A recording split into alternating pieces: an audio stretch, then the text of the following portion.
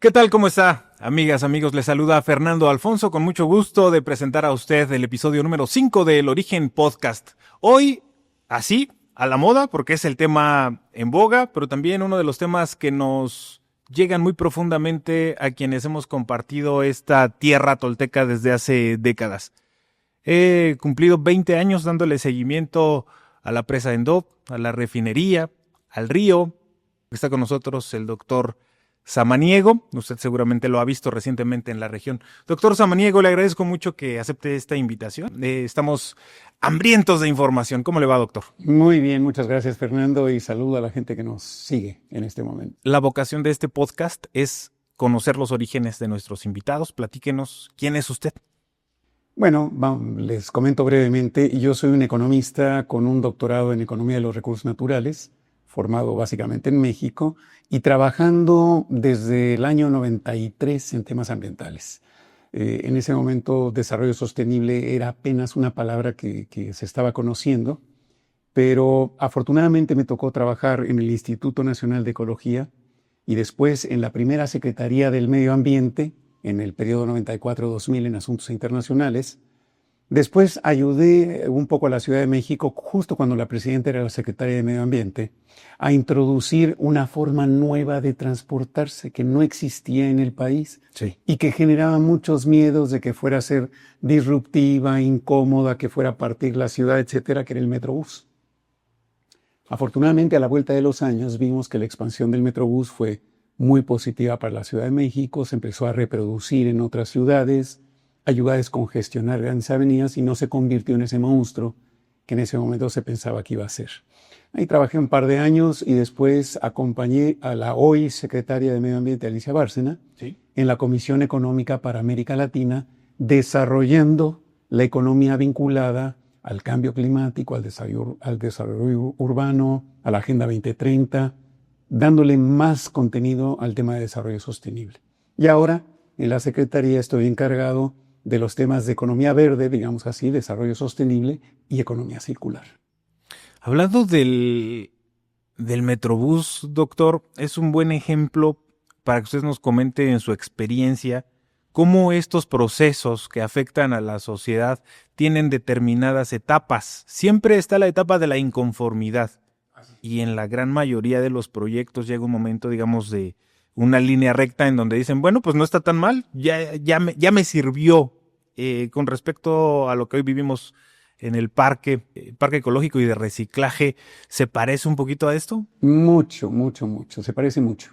Siempre que hay una idea pionera, hay resistencia, hay desconocimiento, hay miedo, extrapolas a cosas que ya conoces y que no quisieras, y cuesta trabajo hasta que no lo ves funcionando, lo ves con más detalle, decir, era otra cosa, en realidad sí era para mejorar las cosas.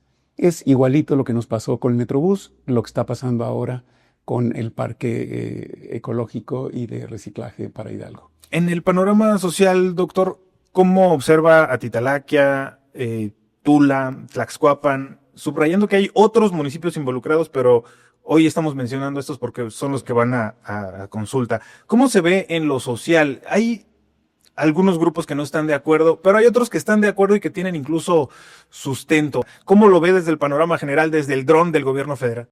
Pues mira,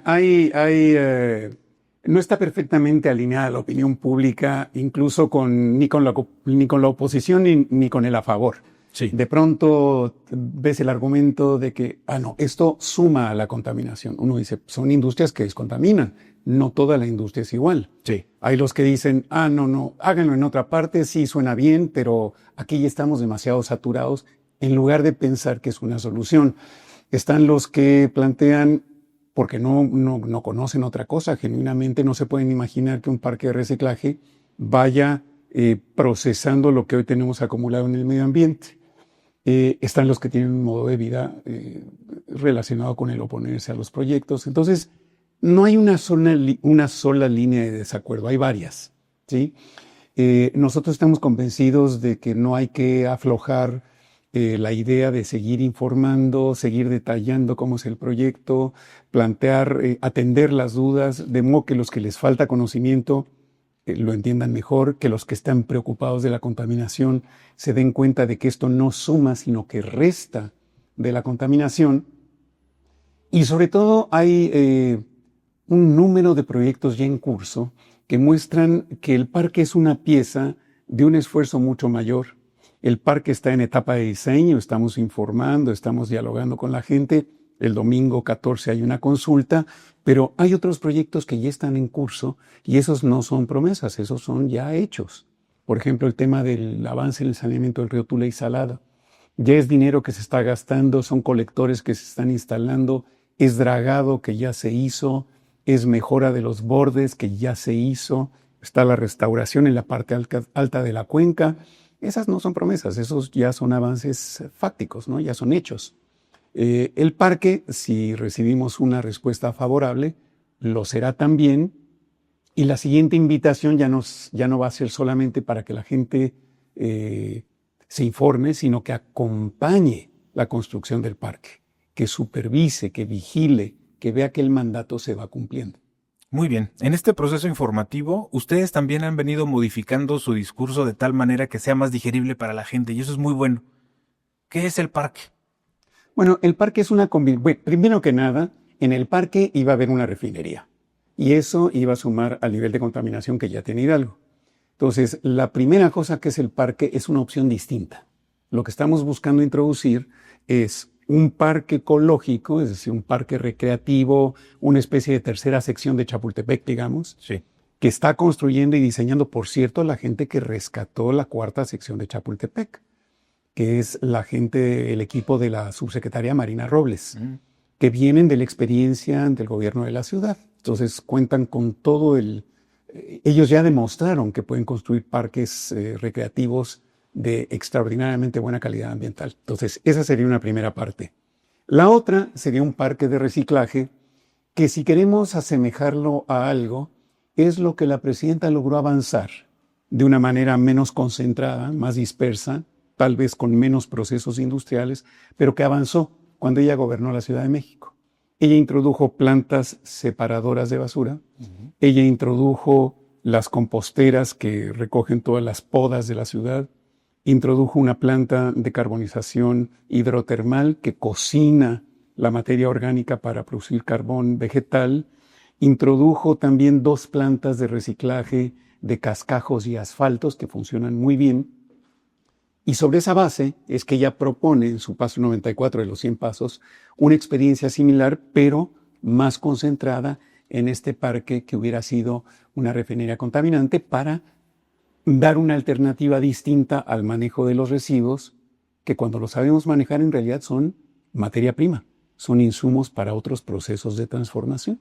Eso es el parque, en resumidas cuentas. Claro, entrándole más al grano, más de lleno, doctor, hice una selección de las grandes preguntas que tiene la sociedad en redes sociales, en el pueblo, incluso en conferencias de prensa. Recuerdo la primera vez que nos vimos por aquí en Tula, en la primera conferencia de prensa, yo le preguntaba, se lo han preguntado después, ¿cuál sería un modelo similar en otro país en el que pudiéramos fijarnos para darnos cuenta de más o menos cómo es? Me parece que la gran conclusión es: no existe algo en este sentido. Y también para la gente que sabe de negocios y de los riesgos que conlleva entrarle al negocio, pues hay riesgo, ¿no? De repente no puede funcionar, como otros proyectos, tanto federales como personales, como changarritos. Hay riesgo. ¿Qué nos puede decir del riesgo? Sí, por supuesto que hay riesgos. Mira, el primero es, por supuesto, este riesgo social que estamos atendiendo de quitarle una preocupación a la población. Justamente el tema de la consulta es poder despejar ese riesgo. Que la gente diga, ay, no, esto está muy mal. Entonces queremos que haya aceptación, que haya convencimiento y curiosidad de cómo va a funcionar. Luego tienes el riesgo económico. La basura es un negocio actualmente. Cuando no la transformas, es un negocio muy sencillo de entender, en donde tú encuentras a alguien que permita que se acumule la basura y le cobras a los que van a depositarla ahí, y ese es el modelo de negocio. Sí. Para poderla transformar, tú tienes ese pequeño margen que es el cobro por la recepción de tonelada, pero tienes que garantizar que todos los procesos industriales que están adentro del parque sean económicamente viables para que se puedan sostener en el tiempo. Este no es un proyecto que se esté construyendo ni con deuda pública ni con gasto público. Tal vez va a haber gasto público en algunas obras complementarias que mejoren la operatividad del parque, pero lo que pasa allá adentro es básicamente algo que se tiene que sostener económicamente. Entonces, uno tiene que tener los acuerdos suficientes para que al interior del parque ninguna actividad mate a otra, que todas puedan convivir entre sí y que los productos que salgan del parque encuentren su mercado. Entonces, eso permitiría que el parque atendiera el siguiente riesgo, que es el de la viabilidad económica. Tienes un tercer riesgo y es que el parque no pudiera crecer en tamaño para atender todo lo que está generando el estado de Hidalgo. Entonces tienes un muy pequeño margen para poder hacer política económica, digamos así, que puedas mejorar lo que estás cobrando por recibir los residuos o la materia prima para poder extender tu servicio a la mayor cantidad de municipios posibles. Por supuesto, hoy no tienes garantizado el suministro de los residuos. Tienes que ir haciendo acuerdos con los municipios, garantizar que se recolecta lo que ellos están generando, preferentemente que viniera segregado, que es parte de un problema de cultura ciudadana y de organización municipal, porque eso te baja los costos de operación, ¿sí? Y te garantiza la sostenibilidad económica del proyecto. Entonces tienes problemas de infraestructura, tienes problemas de sostenibilidad económica, tienes problema de alcance de la cuenca de captación de materia prima, tienes que mantener el ritmo de construcción del parque, el ritmo de instalación de las empresas adentro del parque, el ritmo de construcción del parque ecológico, vigilar que los viveros funcionen, vigilar que tienes el agua suficiente para irrigar, que efectivamente el agua que generaste en el parque pase, en el parque de reciclaje pase a la parte ecológica.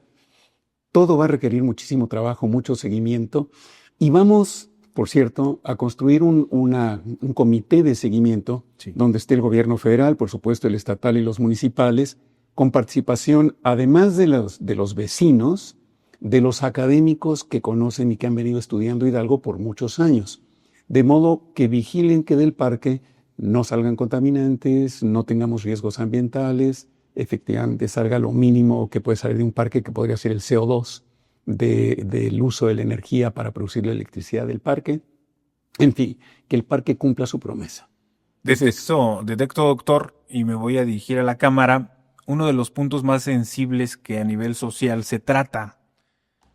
Se exige, el gobierno federal debería involucrar a la gente del pueblo en el seguimiento a esta construcción y desarrollo del parque. Nos está diciendo, doctor Samaniego, la gente pertenecerá a estas agrupaciones. Me gustaría que lo subrayáramos, doctor, porque es uno de los grandes pendientes. Sí, hay varias cosas que, por supuesto, a veces en las reuniones públicas no da tiempo de profundizar suficientemente. Sí. Pero tendríamos un comité de seguimiento del parque plural para que sea transparente y donde haya diálogo para ver si hay que hacer ajustes sobre el parque. Y si va bien el parque, que se difunda que va bien. Porque la idea es que el Parque de Hidalgo sea la joya, la muestra para el resto del país de que esto funciona bien y que es la forma en que deberíamos de tener nacionalmente de atender el problema de los residuos. Pero también tenemos que tener un par de cosas más. Tenemos que tener un sitio electrónico, una página web con una publicación periódica que vaya informando de cómo funciona el parque, cómo se está expandiendo, qué está pasando con el parque y todo. Y tener un programa de visitas al parque, ¿sí? Si queremos que sea no solamente una alternativa de reciclaje, sino una alternativa de educación y demostrar que esto es viable y que esto es positivo y deseable respecto de la situación actual. Queremos que lo vayan a visitar las escuelas, queremos que otros países vengan, queremos que otros estados vengan para que lo puedan ver y, por supuesto, que la población que esté interesada vaya y lo vea. Una parte del parque implica, y eso está en el decreto de estímulos y en los lineamientos que crean a los polos de economía circular para el bienestar, que es el nombre oficial del parque, obliga a que tengamos centros de investigación adentro del parque. Entonces ya tenemos el compromiso del gobierno del Estado de Hidalgo de montar un centro de investigación que sería como el conmutador, digamos, para vincularse con los investigadores federales, los del gobierno estatal, etcétera, los que trabajan a nivel de Estado. Pero también tendríamos ahí una oficina del Instituto Nacional de Ecología y Cambio Climático, del Instituto Mexicano del Petróleo y un pequeño laboratorio de certificación de calidad del agua, que eso se sostiene económicamente de por sí, porque las empresas tienen que certificar su calidad del agua. Y si la certifican y está conforme a la norma, no pagan derechos, y eso financia al laboratorio. Entonces, creemos que vamos también a poder formar gente en el propio parque. Entonces, abonando a tu pregunta, va a ser transparente, y no solamente por el comité, sino por otras actividades de visitas sistemáticas al parque, y porque también se va a poder formar gente dentro del parque. Entonces va a haber muchas miradas que estén supervisando que el parque cumple con su promesa. Hay un punto en el que todos coincidimos y es en la deuda que tiene el Estado mexicano con Hidalgo y con esta región. Lo han dicho en otros sexenios, aquí en campaña lo dijo la presidenta Claudia, el gobernador lo dice con mucha frecuencia y es que está complicado. En algún momento se anunció la refinería Miguel Hidalgo y la apertura a grupos de nuestra población para que tuvieran empleo allí. Finalmente llegaron de todo el Golfo de México y fueron muy poquitas plazas las que se entregaron ahí vía Pemex. Luego dijeron que sería de gran beneficio la instalación de la presa en Do hace algunas décadas y hoy conocemos que es uno de los conflictos más importantes de México. Enrique Peña Nieto avisó que vendría el tren para Tula, cosa que nunca se hizo. Y otros grandes proyectos, la refinería Bicentenario, entre otros. Me parece que si ustedes encuentran una pared social de sentimientos y de muchos argumentos también, tiene que ver con una historia de dolor, de traición. Es cabrón lo que vivimos en esta zona. No es solo platicándolo, hay que vivirlo. ¿Cómo enfrentar esta parte que a la 4T pues a lo mejor no le corresponde, ¿no? Tiene que ver con otros gobiernos, con otros colores. Sin embargo, ahí está el dolor y ahí está la desconfianza. ¿Cómo enfrenta hoy el gobierno federal y la Semarnat la desconfianza? Sí, ahora hay que decir varias cosas. O sea, hay una deuda ambiental grande y sí hubo una deuda con el tema de los empleos en el caso de Pemex. Entonces, pero hay una contraparte en donde no todos son proyectos fallidos o faltas de cumplimiento. En Hidalgo es uno de los estados que tiene un índice o un nivel de dinamismo, creo que es el más alto del país. Entonces, en términos de infraestructura, de economía, le está yendo muy bien. Tú tienes grandes obras públicas tipo el Arco Norte, que no es nada fallido, es una cosa que está ahí funcionando. Tiene una red muy densa de ferrocarriles actualmente que se está densificando incluso más. Ya tienes ahora el ferrocarril Pachuca, Ciudad de México, que está funcionando, que se está construyendo. Entonces tienes muchas, la refinería es una refinería funcional, la termoeléctrica es una termoeléctrica funcional, etcétera. Entonces también tienes niveles de empleo muy altos. Entonces, muy dinámico, está estratégicamente localizado Hidalgo en el país. Entonces, sí hay una deuda ambiental grande.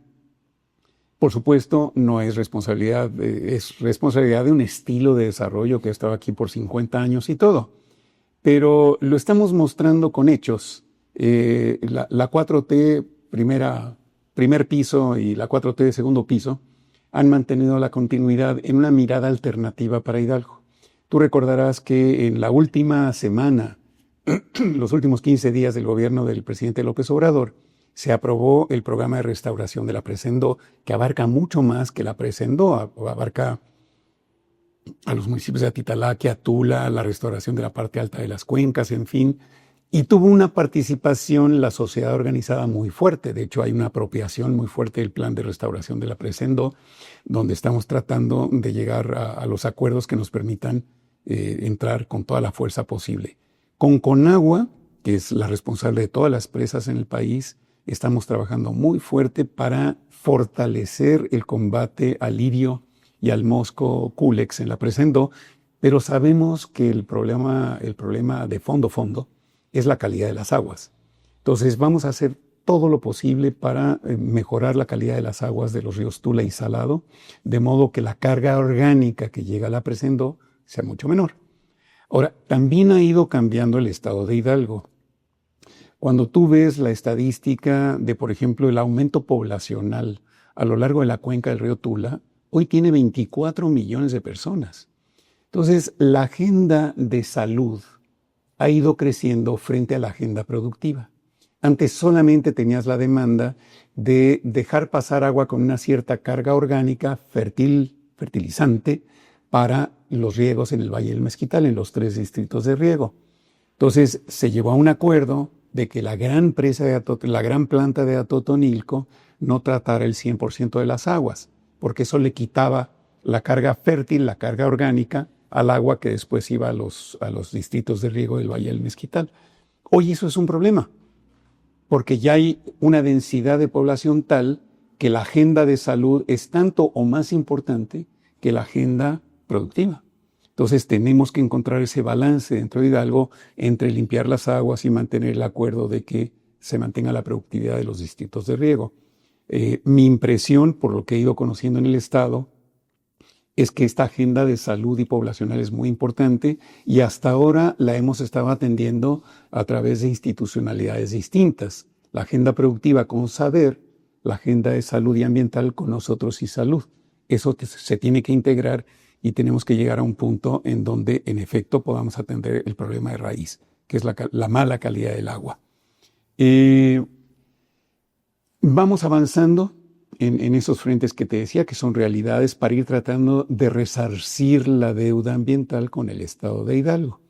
Parte de los esfuerzos por resarcir la deuda es este parque ecológico claramente que tiene consenso social y la parte de reciclaje que todavía genera dudas.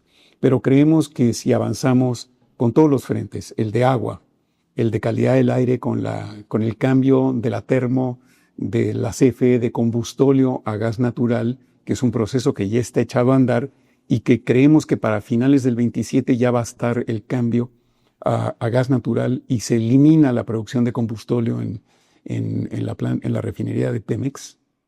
El cliente era la Comisión Federal de Electricidad, más esta parte de descontaminación de suelo. Estaremos avanzando en esa agenda ambiental deudora que tenemos por el estilo de desarrollo. Y yo creo que, bueno, hay partes que no son promesas, hay partes que ya están en ejecución y podremos ver la contribución también del parque. Claro, vemos por ejemplo que están abriendo las calles en el Boulevard Tula Iturbe para el tema de conectar los drenajes y que vayan a la planta tratadora de CFE. Vemos en Rancho Chapultepec que la maquinaria trabajó a pasos agigantados para levantar los bordos y generar el revestimiento. Hay actividades que se ven y eso da confianza. El comentario de la desconfianza es porque todavía hay grupos que se basan en eso. Sin embargo, me gustó mucho una frase de la campaña que traen, que es un nuevo comienzo, y me parece que ese es un punto clave sobre un escenario de desconfianza, decir, a ver, borrón y cuenta nueva, venga, vamos a chambear juntos, y algo así está esperando nuestra sociedad, un mensaje de este tipo, decir, venga, vamos todos juntos, borrón y cuenta nueva. Acompáñenos, ayuden a que esto sea un éxito. Por ejemplo, volviendo al tema puntual del parque, sí. Si nosotros pudiéramos avanzar en una campaña de segregación de los residuos, de recolección diferenciada a nivel municipal, el panorama sería bien distinto, porque tú ya estarías viendo materia prima que se puede llevar a procesar, porque traeríamos plásticos limpios, botellas limpias, las llantas vendrían organizadas ya para un proceso productivo, la materia orgánica vendría solo la materia orgánica y eso tiene procesamiento. Ya no se vería basura, ya se verían insumos. Entonces, yo creo que el parque va a tener un impacto más allá de lo que nos estamos imaginando hoy. Va a cambiar la forma en cómo segregamos en la casa los residuos. A partir del año que viene, en Ciudad de México, ya vas a tener que segregar entre orgánicos, inorgánicos reciclables e inorgánicos no reciclables. Y la idea que tiene el gobierno de la Ciudad de México es que no los vuelva a juntar el camión de la basura, sino que vayan a procesos productivos distintos. ¿Eso involucra a la región de Tula, dado que aquí se va a desarrollar el parque, o en una segunda etapa? Bueno, eso ya lo tienes en Ciudad de México y ya tienes la regulación para el estado de Hidalgo y también a nivel municipal para la segregación. Okay. Pero no se está aplicando, ¿sí? La gente también puede llegar a decir, ¿y yo para qué segrego si el camión de la basura junta todo el mismo día, pasa y mezcla todo en el camión y se va a un tiradero a cielo abierto que tampoco segrega? Pero si pudiéramos ir aplicando la regulación que ya está vigente, la práctica, que es un cambio cultural para ir segregando, si vamos convenciendo a los municipios de que 3 días a la semana recojan inorgánicos y otros distintos 3 días a la semana recojan los inorgánicos y los llevemos a procesos de transformación apropiados para cada tipo de material, ya estaríamos viendo que las cosas se van transformando.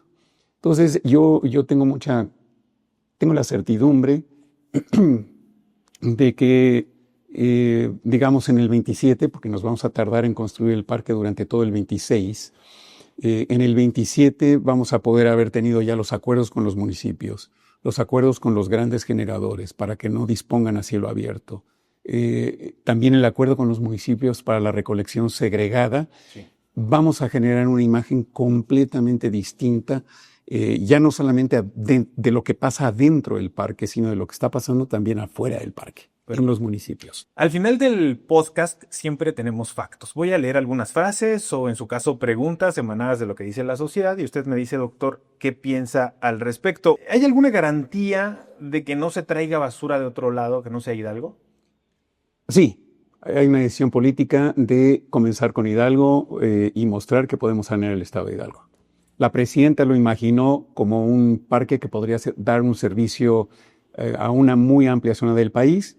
Por las preocupaciones sociales, nosotros estamos convencidos de que debemos de comenzar con Hidalgo. De repente salen sabios de los temas y en redes sociales dicen la capacidad de operación de ese complejo no le va a bastar con la basura de Hidalgo. ¿Es cierto esto? No, lo podemos diseñar para que le baste la basura de Hidalgo. Y si en Hidalgo dijeran, hombre, esto funciona perfectamente bien, podríamos irlo expandiendo, sin duda. Pero vamos a diseñarlo para que tenga la capacidad para Hidalgo. De acuerdo. ¿Cuál es el estatus de los tiraderos a cielo abierto que hoy tenemos en Hidalgo? Lamentable. Ninguno cumple con la norma.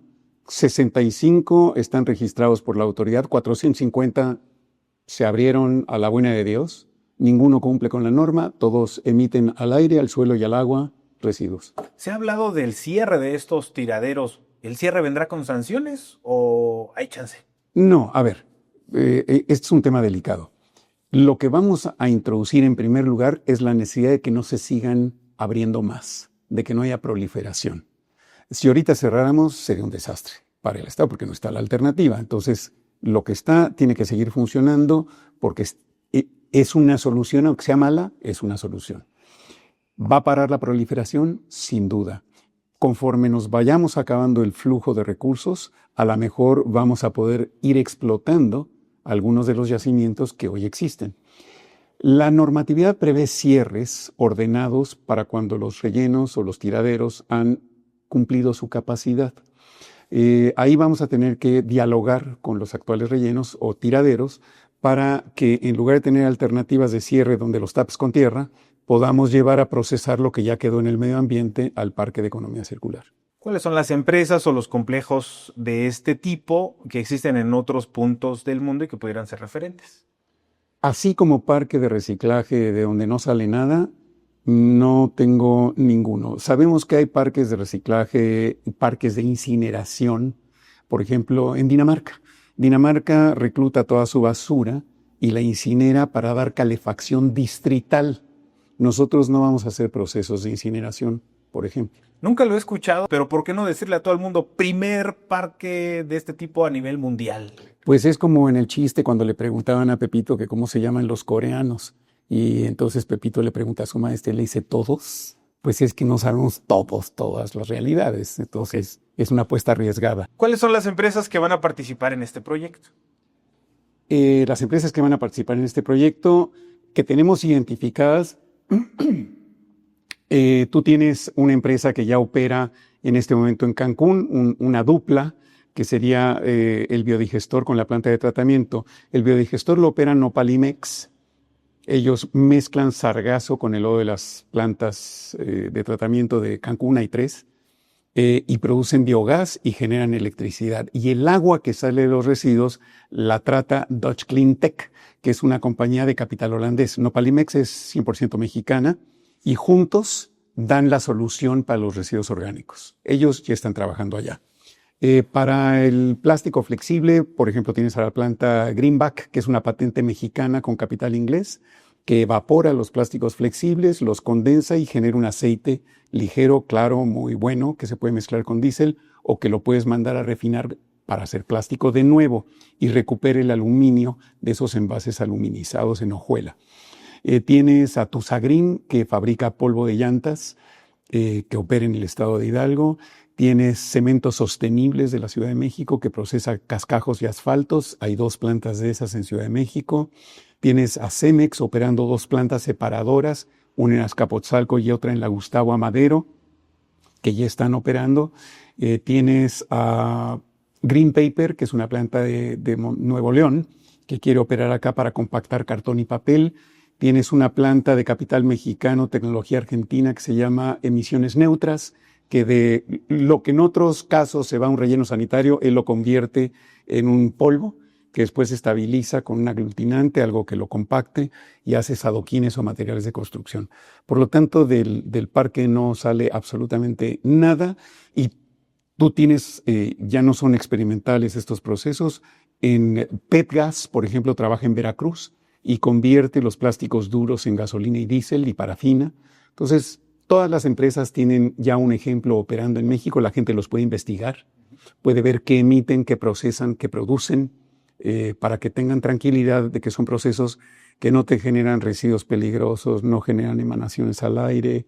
En fin, son procesos bastante benignos. ¿Contemplan involucrar a proveedores locales? Hay gente que vende material de construcción, el material de limpieza, no sé, granos, un montón de cosas.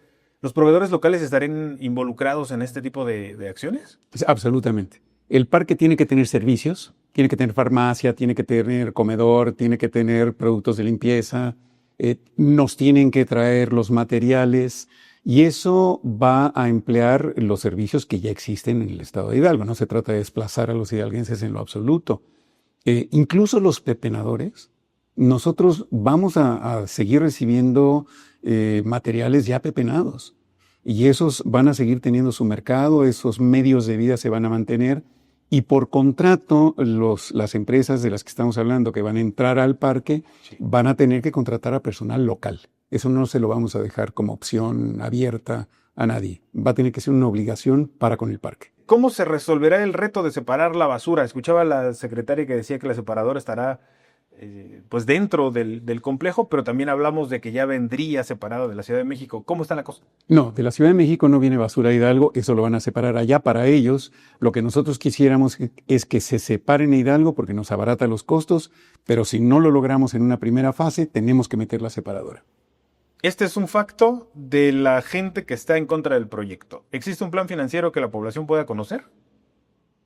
Sí, cuando ya esté armado el proyecto, ya tengamos manifestación de impacto ambiental y todo, van a poder ver cuál es el monto de inversión que hace cada una de las empresas y lo que el gobierno hará en las obras complementarias.